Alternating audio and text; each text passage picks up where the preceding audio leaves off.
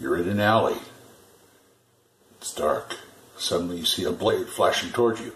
You better resist it. What am I talking about? Stick around, I'll tell you.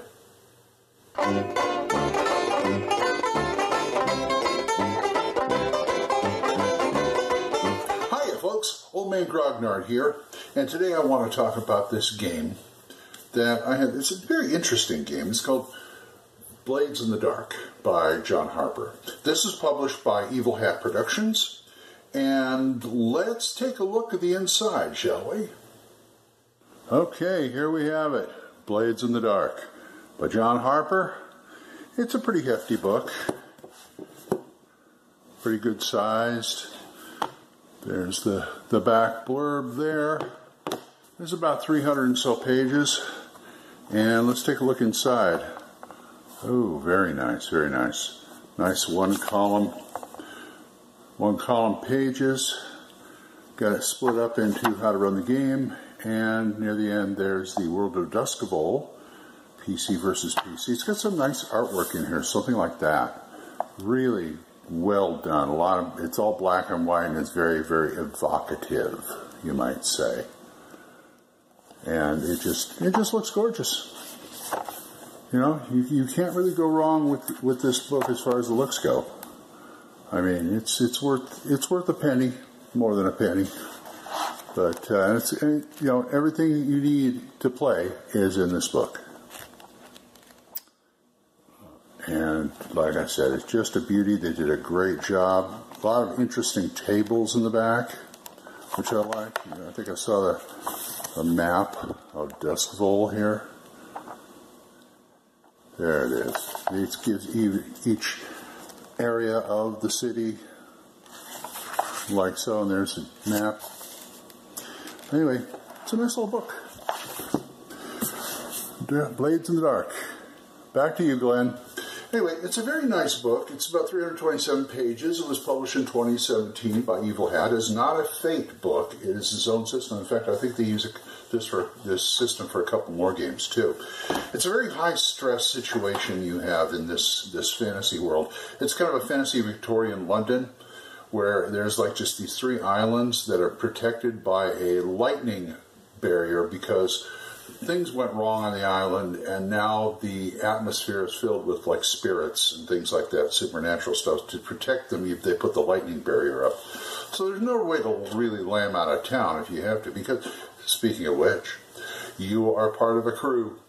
You are part of a crew that does things like heists and murders and things like that. You specialize in something, and the crew specializes in something. You have territory. They're gangs, basically. And you're trying to avoid the law at the same time having fights with the other gang members, trying to get territory, things like that, reputations.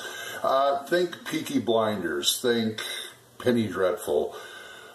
Gangs of New York, the movie. Some people even compared it to The Wire. And so it's a very high-stress situation, and the game reflects that. The game has an idea of fiction first. Now, I'm not talking about it's an all-storytelling game, because you do roll dice. It's a D6 dice pool system. And it's interesting because the fiction leads to the rolls, not the other way around, which I believe in.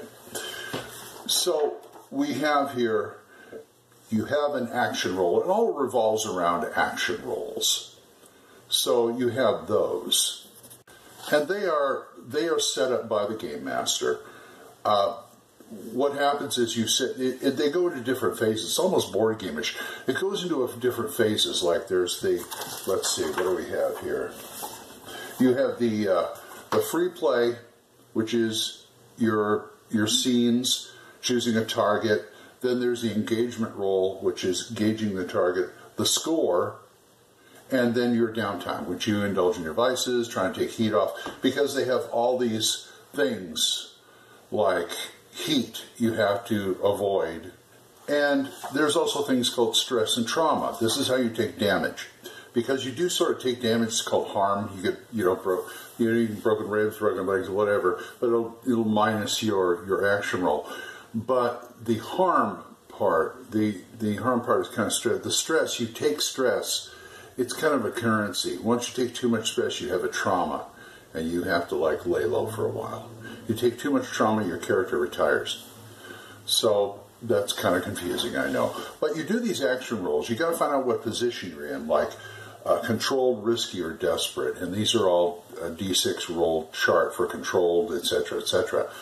So what you would do is take so many dice if you're good at something. You don't really have stats, but you're good at certain things. But you take dice and roll them, and you take the highest number on the dice. So, and they said, if you're not good at anything, you take 2d6 and take the lowest roll. And that'll tell you how successful you are, because this is degrees of success. You can take stress to like get an extra d6 or something like that. They have something called a devil's bargain, where you take something bad happening to you later, or stress for an extra d6 for something else. There is a system in here called a flashback that I really, really like. Because it's like if you're doing something and say you're caught in an alley by a couple of thugs, and you've been in this alley before, you know this alley, and you say, I know this alley, okay, I think I planted some things in here like last week just in case I get trapped here. He says, okay, that'll cost you 2 stress. So you take 2 stresses. Yes, there's a knife right behind the trash can there. Cool. And that's how you do that. I love that system. Now, Duskfold is very, very rough industrial town, and it's also got some supernatural elements. That's where the spirits come in, because they can get inside of you. And there are things in there called just like ghosts and goblins and things like that. But they're all spirits, kind of. If you want to dabble in that, you can dabble in that. You can do rituals for things. It's a very flexible system that way. If a spirit comes inside of you and like dominates you, that it kind of dominates, and if it gets complete domination, it wears all your stress and trauma, you become a vampire. Weird, huh?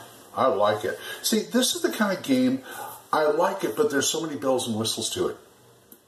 I can't game master this, but I'd love to play in this. This would be so much fun, I think. So, Blades in the Dark, I do recommend it.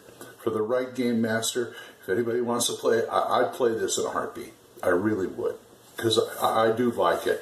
It's just one of those games where I kept going back to it. I didn't know if I wanted to review it, because it's like, oh man, I can't understand it. But when I started reading it, then it started. It's one of those games where you start reading it and it starts to fall into place in your mind. And I say, I'm a simple guy. I can't really do this, but I'd love to play in it. Where to get it? You can get the PDF on Drive-Thru or Evil Hat. They're both $20. If you want a soft cover from Drive-Thru, $35. PDF and print hardcover from Evil Hat, $30. If you want a soft cover, that's not right. Drive-Thru, $55 PDF and soft cover print. So it's Blades in the Dark. Check it out, okay? And until I see you folks next time, bye.